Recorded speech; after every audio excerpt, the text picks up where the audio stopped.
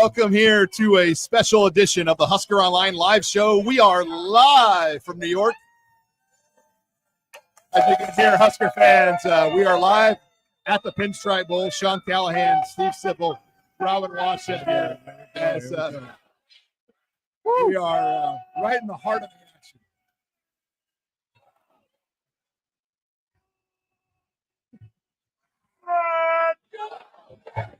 We'll let that play out a little bit there, but thank you to all that are joining us here live, and thank you to everybody watching us live. But we're out here at the Brazen Tavern, being hosted by the New York City Huskers chapter. Capacity crowd of 350 people in the building. They have a line out the door to get in. This is the party to be at for Nebraska fans. Yeah, I mean, Husker fans are jacked for this, Sean. I mean, it's jacked for 4 hours. It's 6 and 6 for 7 and 5, but this is like a national title crowd here. I like it.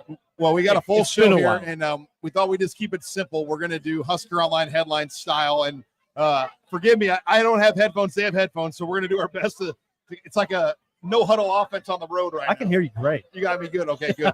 Yeah, it's all right, Sean. You're the captain. I'm just going to steer. You're doing fine. Let's get into it. We're brought to you by Zipline. Zipline is the sponsor here of this show. We've been with Zipline all year. They're our official post-game beverage sponsor of the Husker Online show, and they are sponsoring us out here. They helped set up this event for us here in New York City, and the leadership from Zipline was all out here. So thanks again to Zipline. They are the presenting sponsor of tonight's Husker Online show, live here from the Brazen Tavern in New York City. But let's get into it. Let's get into headline number one. Headline number one, Husker fans take a bite out of the Big Apple. As you can hear this right now. Perfect timing, Sean. Perfect timing. Yeah, I mean, this is a strong concentration of red here, and it is, like you said, it's they're not letting people in now. And these people are very, very, very excited about this game. Capacity is roughly 300 here, and they have reached that, and literally are turning people away at the door. So. Quite the turnout. So we're at the Brazen Tavern. Brazen Tavern. You know, this game for Nebraska fans, it's been a long time coming, guys. 8 years since Nebraska has last played in a bowl game. And, you know, today's the first day you really could see the Nebraska fans because the place is so big. You know, the city is so spread out. Today was really the first kind of true meeting point for Nebraska fans to kind of say, hey, let's all meet here. And we're ready. And it's an early kick tomorrow. It's a new local time kick. So, when this bar clears out, we're going to be 12 hours from kickoff. That's right. And I think these fans will be ready. I'm sure many of them are going to the game. If they came to New York, they're probably making their way to Yankee Stadium for that 11 a.m. kickoff. I'm really impressed by this. You don't ever know exactly what you're going to get at something like this. But and you know what, Sean and Rob? The fans are hungry. I mean, they're hungry and they want to win. I mean, they recognize. Go ahead. Oh, yeah. I was just saying that you think about what this trip is. It's a hard place to get to. It's expensive. It's right before New Year's, so it's the most crowded it'll be in the calendar year. And yet Nebraska fans still show up in droves like they do for every other football game. All right. Well, Nebraska fans out here in numbers, we still don't really have a great feel what the total will be in the stadium. Right. I think 10,000. I mean, if I had to put a number out there, I think 10,000 is probably a fair guess. And you think that'll be twice as many as Boston College? Again, hard to say. They can take the train here. They can. Boston College can take the train. That's for sure. Boston College, it's so hard to get a feel. I mean, they don't really. I mean, they're engaged, but you don't really sense it. I mean, their own media didn't even know that their two best players weren't playing in the game. Which we'll talk about. But that was very odd today. It was very odd the way that transpired. Yeah, I just don't know what kind of enthusiasm Boston College has for this. Nebraska, it was a landmark moment when Nebraska beat Wisconsin. You got to kind of go back to that, Rob and Sean. Remember when, it's not that long ago, it was November 23rd, I think, when Nebraska beat Wisconsin, it felt like a landmark moment. I mean, Nebraska won the Freedom Trophy. Me and Sean were standing down on the field. Rob, you were down there. They were hoisting that trophy. It was a very big moment. They'd ended the god-awful bowlless streak, and this is what it's about. Don't ever tell me these bowl games don't matter. It'd be hard. I mean, it'd be hard to sell anybody that who's at this place, right? Yeah, and I think it's one of those where the hype built up. Like initially, when they lost to Iowa, they get sent to New York. Everybody's like, oh man, we wanted Tampa, we wanted Nashville. But I think as the game has gotten closer and the kind of the pain of the Iowa game has worn off a little bit, they have built up a little bit more energy and excitement about this one, just because that's what Nebraska fans do. Again, like the sting of the Iowa game is worn off, and I think people are getting that enthusiasm back about what this game means for Nebraska's offseason. All right, let's take it to headline number 2. Before we get to headline number 2, though, we're brought to you by Vintage Custom Homes, also our presenting sponsor, Zipline Beer. But Vintage Custom Homes, great time. Interest rates are starting to come down. You want to start maybe rebuilding, looking at doing some construction projects. Like you can do a kitchen, a bathroom, or a brand new home build. And Vintage Custom Homes in Gretna will get you covered in all of that. Check them out on their website at vintagecustomhomesne.com. That's at vintagecustomhomesne.com. And tell them that Husker Online sent you. They've been with us all football season. Thank you again to Vintage Custom Homes as our presenting title sponsor on the Husker Online show throughout the year, guys. This is a lot of fun. I want to be a part of the party. You are part of the party. We are part of the party. Sean, you are the party. We have a request to turn up the in-house speakers. Well, let's get into headline 2. We have a request to turn up the in-house speaker. Well, I don't want to get feedback. Yeah, because then we might get some.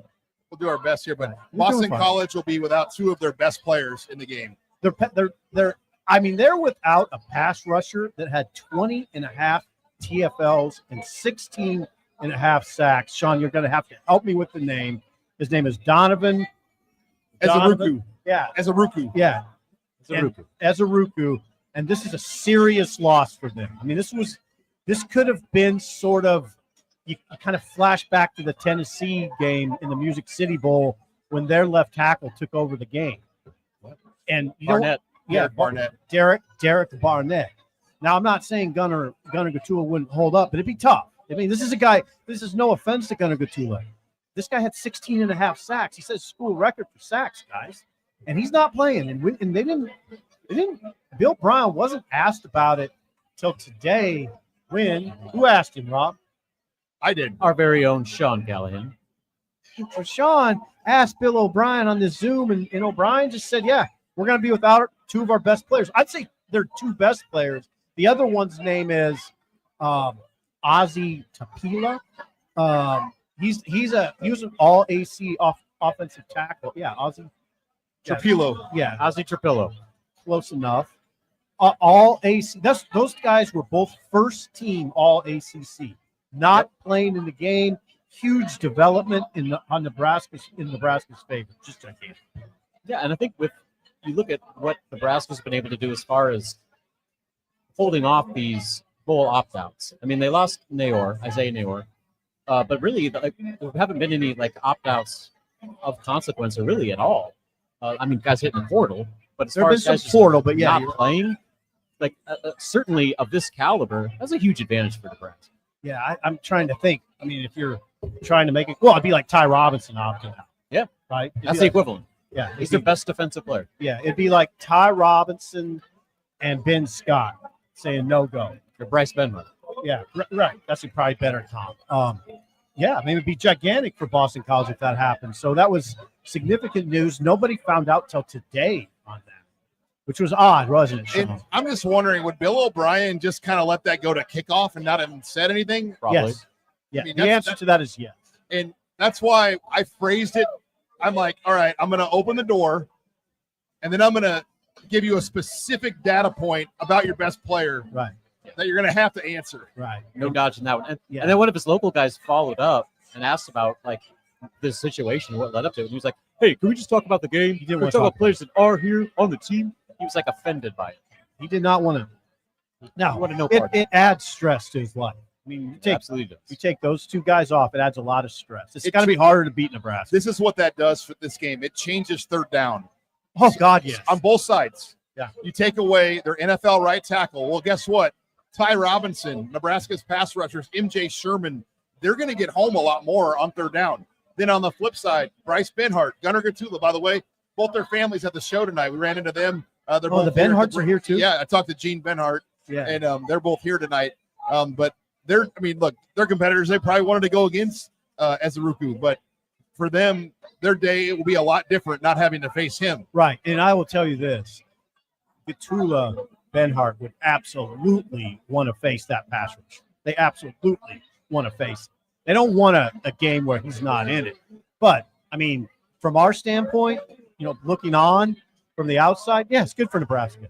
I mean, they don't want to hear it, but it's good for Nebraska. And I was think about the other side of the ball, too. I mean, they're without one of their best offensive tackles, the best offensive tackle on their team. So if you're a Nebraska pass rusher, that's trying like a Cam Lenhart, that's trying to get back into the fold and be one of the leaders of the team next year, opportunity. You got to go win some one-on-ones against this backup tackle. Absolutely.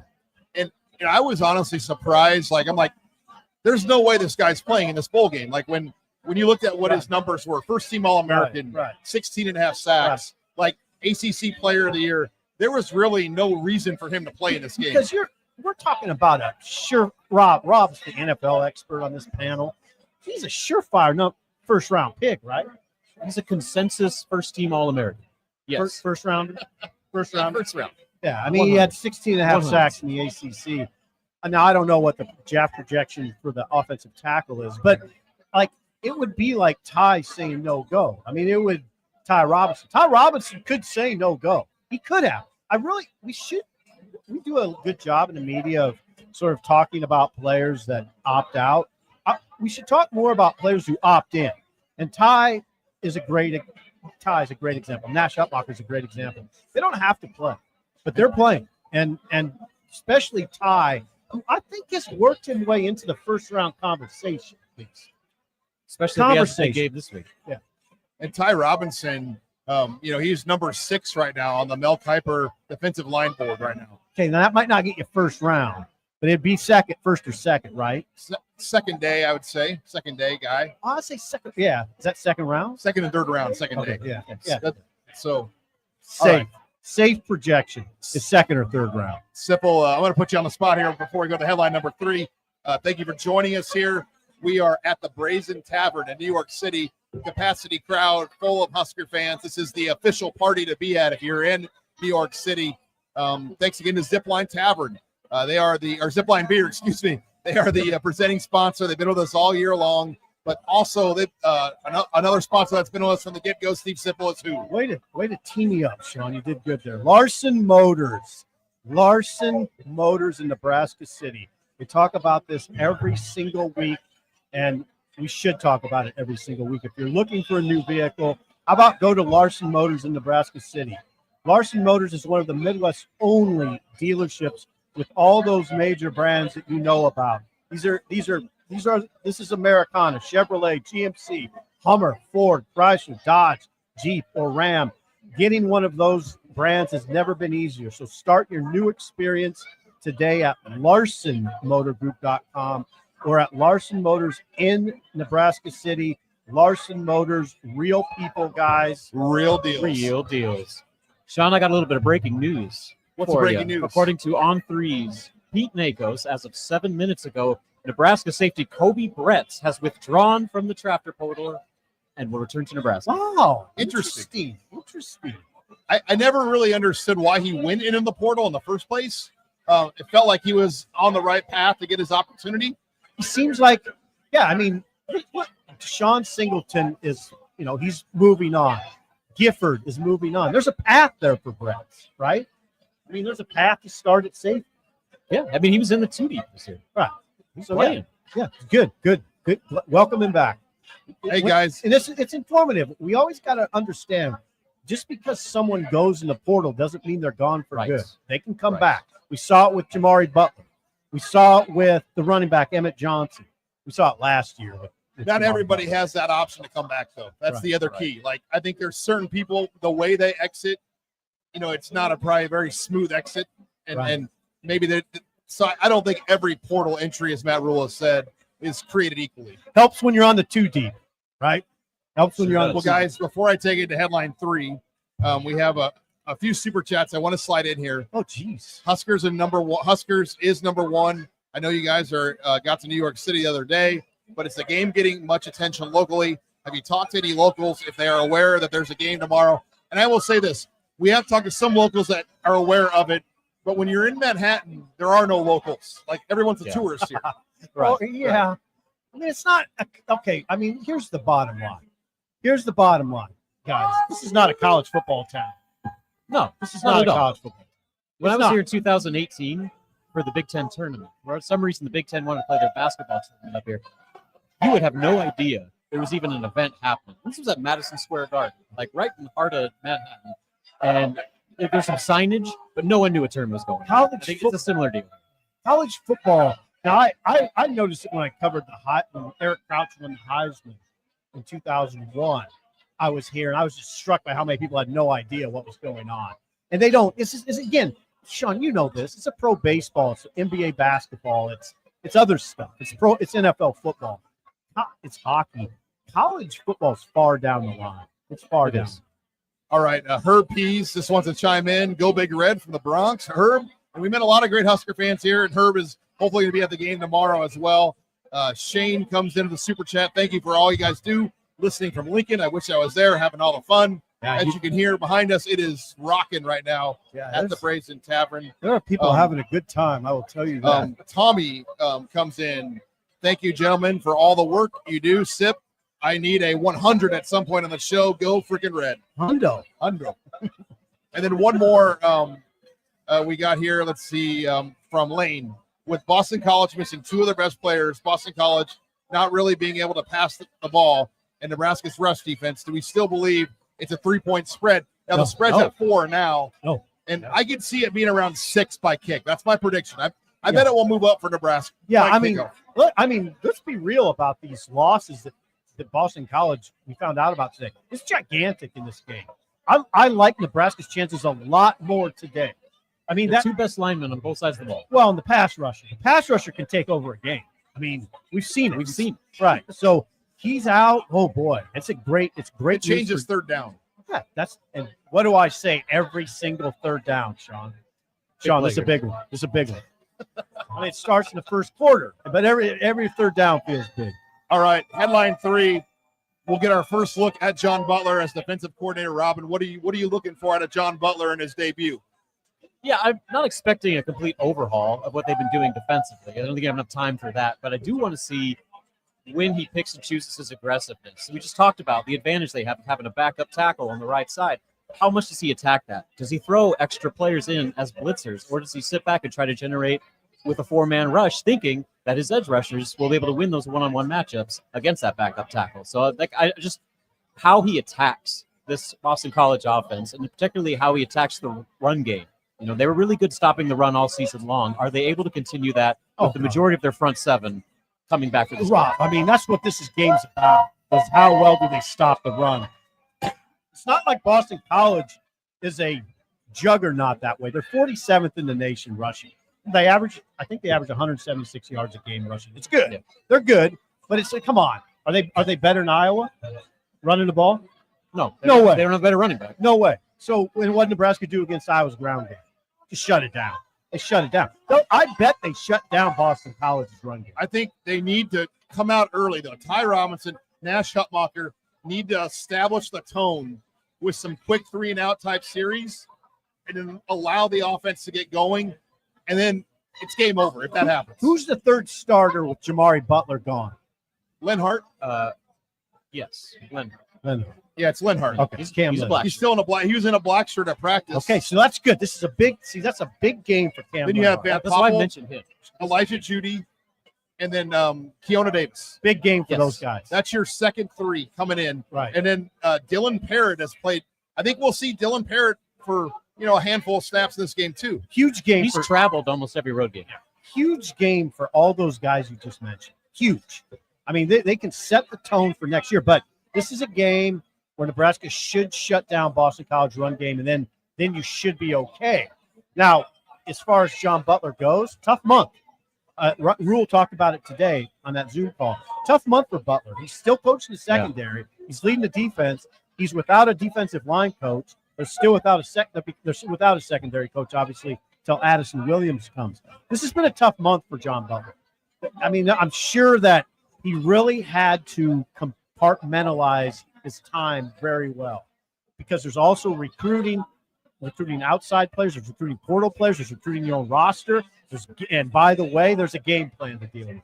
And let me say something else. I asked Rule this today, just the new month of December, having the coaches around all month.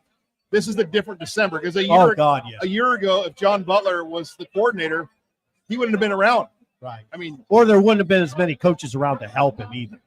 So yeah, no, though it really, the NCAA did a good job in that context of limiting the scope of December for the coaches. Hey, Rob, I know this is not defense, but I want to talk about some of the other coaches, like Dykeel Shorts is here, Phil Simpson, and we got a chance to talk to both those guys too. And man, Shorts is impressive. Yeah, and he is lockstep with Dana Holgerson. Those guys go way back, like back to when he was in high school. He recruited him to Houston, correct? Yeah, and then he followed him, coached with him at West Virginia and Houston. Right. And so they go way back. And that familiarity and that chemistry, I think, is going to go a long way with getting more production out of that wide receiver room. And that was a group that underperformed this year. I mean, they had so much talent that did not materialize. Maybe this new position coach with Shorts is able to get some more out of the talent that they're bringing in. And, oh, by the way, he brought in 2 impact transfers already, including a kid from Kentucky, Dane Key, that is going to be maybe their number 1 from day one. So there's a lot to like there. Gigantic. I'm glad you mentioned Isaiah Hunter and Dane Key. Yes. And you can, definitely trace Dane Key to Dykeel Shorts because they were together at Kentucky. Dana Holgerson is going to be very demanding about bringing in players. There's no way Dana Holgerson would have brought Dykeel Shorts here unless he knew he can get him guys. That's got to be part of it. You got to be able to bring in guys. And they got the receivers in the portal they wanted. Right. The 2 they wanted. And now Nebraska, think about it. If next year, if they trot out an Isaiah Hunter, Dane Key, and Ja'Cory Barnes. And Cortez Mills. I feel pretty good. And what about Jalen Lloyd? That Rule mentioned him as the guy that had taken as much advantage of his increased reps with the departure of Isaiah Neyor as anybody on the roster. Carter Nelson. Suddenly, then you get down to Quinn Clark, Keelan Smith. Quinn Clark is another guy Rule mentioned. Yeah, they're suddenly got I think the receiver room could be dangerous. It looks like a dangerous room to be in. All right, before we take it to headline 4, we got a few more super chats I want to get to. Get them, Sean. Jeff Beck, appreciate the great coverage all year. Go Big Red. Thank you, Jeff. I wonder if that's Jeff Beck, the guitar. Mitch France. I don't think it is. I doubt. Comes in. Shout out to Timmy G in the tavern. Timmy G. Timmy G. Timmy G. He's got a shout out. Timmy G. All right. TG. Woo! Jeff Beck comes into the question, which players do you predict that will be more excited about after the game than we were before the game? That's a great question. I got one. Vincent Shavers. All right. I'd say Shavers is a good one. Keona White's a really good one. Who? Keona Davis. Why do I call him White? Keona Davis, number 97. That's who I think you'll feel better about. He'll get a lot more reps. Van Poppel's probably a guy, but we talk about him a lot. Who do you say, Rob? I'm going to go on the offensive side of the ball, and I'm going to say Jalen Lloyd. Because I think he's going to play a lot. Heinrich Harburg. Ooh, Heinrich Harburg got tied in. I'm glad he was working exclusively at tight end, mostly lined up in the slot, and he got targeted a lot in the brief walkthrough practice that we watched the other day. So how about anticipating being used? How about the image of Heinrich Harburg up the seam? Catching 25-yard passes up the seam. It's a good-looking picture. I want to throw this scenario at you because it's a real scenario. This could be Thomas Fidone's final game. He's a fourth-year player, and he could entertain going pro. And I know some people push back at that, but the tight end position is not deep. Like, he could have a chance to get drafted. He goes pro. All of a sudden, Heinrich Harburg is your number 1 tight end next year because Luke Lindemeyer is a good tight end, but he's more of a complimentary tight end. What are you doing with Carter Nelson in that scenario? Carter Nelson's moving back to more tight end. Or does Carter Nelson bulk into the number 1 tight end with Harburg in there together? Yeah, that would. God, I'll tell you one thing. You would be hard pressed to find 2 more athletic tight ends starting in the country. You got to go back to Matt Harrion and Johnny Mitchell. Yeah, well, they didn't play together though. They didn't play together. These guys playing together. That's 2 very, very athletic tight ends. That's what I'd try to do if I were Holgerson. Dan, if you're listening, just listen to me. Listen to me. Listen to Sid. Get 29 and 10 on the field at the same time. One Feed more that super big chat horse. from Jeff. Go Big Red. Celebrate the seniors. Build the future. Okay, Robin, let's take it to headline 4. It's time to lean on the run game in a possible wet conditions in this Yankee Stadium venue. They've called for rain all week. We don't know what that rain's going to be like in the game. Is it going to be a light rain, a heavy rain? But it is a grass field. How big, Robin, could the run game be? Well, if you trust the iPhone weather app, which I always do, Most people do. sounds like the rain is going to let up right around kickoff. Unfortunately, it's going to be raining all morning, and that's a grass field. It's a baseball grass, so it's not meant to be torn up the way it's going to be. So that the surface, the field surface conditions could be a bigger issue than actual rain falling during the game. We'll see what actually happens, but that's going to be a factor. And I think that, in a way, that plays into Boston College's favor because that's the game they want to play. They want to muck it up. They want to be physical. They want to run the ball between the tackles, and they want to shorten the game. What do you have to do to play in sloppy, muddy conditions? Exactly that. Yeah. Now, this is a good test, though, for Emmett Johnson, right? Yes, it is. Emmett Johnson, Nebraska's defined number 1 running back late in the season. Emmett Johnson wants that. He wants that role. I mean, this is the role he this is the role he hungers for. Let's see what he's got. Now, you also have Ramir Johnson in this game too. Ramir He's is back. He's from Harlem. He's from this area. This would be an important game, and I could see Rule and Holgerson and that offensive staff wanting to send Ramir out in a big way. And Ramir's a tough runner. I mean, Do you think we get to a third running back, guys? Do you think we see Quinn Ives in Makai this Nelson. game? I would be, guys, I'd be surprised if Nelson plays in this game. you Yeah. see some They odds. haven't even gone to a third back over the last few games. Like Gabe Irvin maybe played a snap or two. So even with his departure, I don't know how much that really impacts. No, I They had a 1-2 punch with the Johnson brothers. And you got to win this game. Like, you can't get cute with the running Yeah, backs. exactly. You got to win the game. To be I clear, agree. they're not brothers. I know. Johnson and Johnson. Johnson. All right. Before we continue this discussion, we got another super chat from the bar. Andy Thompson celebrating at the tavern with you I guys. think they must be right. Andy. Thoughts on Dylan will stand up to the big stage. Shout out to Andy. He has seemed nervous in some of these bigger games this year. And her question about Dylan, will he step it up? I think it's set up for him to have a big day, especially with Dana Holgerson having this additional time to work with him. Oh, God. And time in the pocket. I mean, they're losing 16 and a half sacks from that Boston College defense. That's we can't reiterate enough how important that is. No, Dylan, Dylan's had a month now to get ready, 15 plus practices. You should see a lot from Dylan here. This month of December should be a time of growth for young players. Dylan is a young player. I have to think he made improvement during this month. There had to be emphasis on certain things.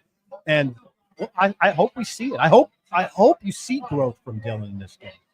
I think it's important that he does play well, not only just to win the game, but he's one of your biggest recruiting chips. And if you're trying to attract portal talent, Dylan Raiola is the biggest card you're playing, along with Dana Holgerson, and being able to play with Dylan Raiola. If he comes out and lights it up, there's 303 TDs or something to that effect. I mean, that's going to even add to your recruiting pitches through the portal when you get into January. Well, you can take it a step further, Rob. Dylan, a strong performance adds confidence throughout the entire program. Remember, guys, he's your guy for 2025. There's no competition. Matt Rule has already said he's our guy. There's no quarterback competition anymore. It's Dylan. So if Dylan performs well, that can fuel the entire program. No doubt. It's big. That's a lot. That puts a lot on a young guy's shoulders, but I think Dylan's making enough money to handle it. Now, Mike- So that's just part of the equation. Mike comes into the super chat. He said, "This is the buy sip another drink." I will tell you this. Stephen M. Sipple got into the old fashions last night. I got pretty deep into the old fashions last night. Felt like I was in college. And Robin and I will take full blame. Sipple didn't even really know what an old fashioned was Now I do. until he started working with Husker Online. Now I'm well But acquainted. we went to Peer pressure. Peter Luger Steakhouse, second Fantastic. oldest steakhouse in the country, built in 1887. Yeah, it's one of the best dining experiences I've had in my life. One of the most unique dining experiences as well. Yeah. Shout out to Giant Peter steaks. Luger. Shout out to Peter Luger and the steak. Shout out. Old Shout out fashioned. Pete. Yeah, Pete. The old fashions were terrific. The broccoli was good. Everything was good. All right, let's go in to headline number 5, our final headline. Reasons why a win would be meaningful. And look, Nebraska is a different market than a lot of places. In some places, when you lose the bowl game, it doesn't have as big of an impact. Nebraska, it does. On the flip side, if you win this game, so much more goes with it. I mean, the offseason, everything just feels better. You go to Arrowhead Stadium, it's sold out. I mean, there's just so much more about this game. If you win this game, what it could do to next year. Go back to that 2008 Gator Bowl. Remember when Joey Gans led them to that win over Clemson? I do remember. I remember Like very how well. much that propelled Bo Pelini. Like that offseason, all of a sudden, it felt like Nebraska was in the right direction. They had tangible evidence going into the offseason that things were going the right way. And they built it into turn that 2009 season into one of their best seasons in 20 years. Listen, guys, let's just be real about these conversations. Okay, Nebraska needs momentum as a program. Nebraska finished 1-5 in the second half of the season. They barely got here. Okay, they were 1-5. They were 1-5 in the second half of the season. They were 0-4 down the stretch last year. I want to see a team that plays well late in the season. I want to see a second victory. The best programs, guys, play well in November and December. And that's what it's about to me. I want to see Matt Rule's program produce late in the calendar. That's what it's about. That's what it's about. Especially with the way the season ended with that Iowa game. Like you need some good taste back in your mouth. Some mojo going. And I got to give Rule a lot of credit. I want to give him credit for something. Since this game was announced, he said we're going to New York to win. Now, some people, I've heard from people say, "Well, he doesn't need to say that. It should be inherent in the conversation." No, but I like the message he's sending to his guys. This is a business trip. Yeah, they had some fun. That's what you do on bowl trips. But they were here. They're here to prepare and win a game, and they've had a tough month. They've practiced hard. Well, and like a place like Michigan's a great example. Like Michigan can't afford to look bad against Alabama, and Alabama. I mean, there's some schools like that. Like think about Oklahoma. They lost to Navy today. It's not good. In no way can you justify losing to Navy if you're Oklahoma. No, and Oklahoma fans aren't getting up tomorrow morning and saying, "Oh, it's just a meaningless bowl game." They're not doing that, Rob. They're not getting up in Norman, Oklahoma, and saying, "Oh, it's just a bowl. It doesn't matter." Oh, it matters. It matters. It matters a lot. And if Nebraska wins, it'll matter to these fans. We got a number of super chats, Robin. I want to slide in here. We got out one from QB1 Ace. Shout out to Hugh Jass in the bar tonight. Hugh Jass, thank you very much. John. Oh, my God. I even told you to be careful. I took Rob the was base. telling you to be careful. I should have taken. He I yelled. do what I can. He yelled. I do what I can. Hey, Gather Job, yourself. you. Gather yourself. it's loud in here. Gather Ken E comes in. Passing teams on wet fields have an advantage because you are chasing the receivers. They know where they are and cut and cover. Running teams. That's true. That's a good running point. teams in the past have turf for a reason. That is a good point about the passing game. I've heard that from coaches for years. Like he said, When you know what you're going and you're not reacting, you have the advantage. Exactly. All right, one more super chat here. Rumor going around Twitter about alternate helmets. Any truth to this? Good God. I've not heard that at all. Wouldn't be surprised. I mean, now hold on. I would be. Yeah, Rule is not big on that kind of It's a stuff. traditionalist. Yeah. I don't think Dannon is big on that type of stuff. But maybe in the city of New York, 9/11. 9/11, they might do some sort of Like patriotic a sticker, an emblem, maybe. Yeah, something. I'd be surprised. I mean, the jerseys are gonna have a patch on it already. I don't know if you need to do anything more. Well, I mean, the thing we like to establish is that this is a very tradition-laden coach. I mean, he loves the tradition. He loves the conventions of college football. So I'd be a little surprised. Imagine rolling out some new uniform and they lose this game, their first bowl in 8 years. But imagine the reaction about we wore alternates for that. You got cute with it and you went out and played like that. I don't think it goes well. Well, guys, any final thoughts here as we wrap things up? Well, we're going to Yankee Stadium. We'll probably wake up to rain. It'll be interesting. And I've never seen Yankee Stadium, so I'm really, really interested in what this is going to look like. Just the way the field's laid out. And I love these games. We haven't covered a bowl game, guys, since 2016. And I have loved these few days. I loved Thursday when we covered that practice at Fordham. Got to talk to a few players. You talked to Da'Keel Shorts, Phil Simpson. It felt like it should feel. We're covering the bowl game. I hope to God we're doing that for many years to come now. And I just go back to the renewed enthusiasm. I mean, just the tone after that Iowa game. It was so down. Like, everybody was like, oh, great. 6 wins. I think it's stuck in New York. This sucks. Like, I didn't even go to a bowl. Now look at it. We got 300-plus people in this bar all wearing Husker gear, chanting "Go Big Red" every 15 seconds. Like, people are fired up. This is an awesome scene, and I think it's going to be an awesome scene in Yankee Stadium. Yeah, and we got super chats. Yeah, we got one more. We got Hugh. We got you. John, who was that? Jason Hefner. Sean is the Mo of HuskerOnline of these names. I am. I mean, I'm trying to like call an offense. I'm like the SMU quarterback at Penn State last week. I mean, I'm hand signaling. You got sacked. I had all my equipment, but I was missing one piece to have another pair of headphones. So. Hey, your left tackle was trying to save you, Sean. You held the ball too long. Robin was trying to save you. Well, guys, a lot of fun. I'm not beating around the bush. I'm like Rule. I just tell you like this has been a lot of fun in New York. We appreciate Zipline. We appreciate the New York City Husker chapter for having us at their event. Yeah, God bless them. It's been a big week for them with their chapter and the awareness that they've raised from having this game here. But for Robin Washut, Steve Sipple, I'm Sean Callahan signing off here in New York City as we get you ready for the Pinstripe Bowl. We'll be on live as well after the Pinstripe Bowl from Yankee Stadium with a special HuskerOnline post-game live. Thank you, everyone, for joining us back home or here at the Brazen Tavern. We'll be back again tomorrow. Thank you very much. Thank you, Hugh.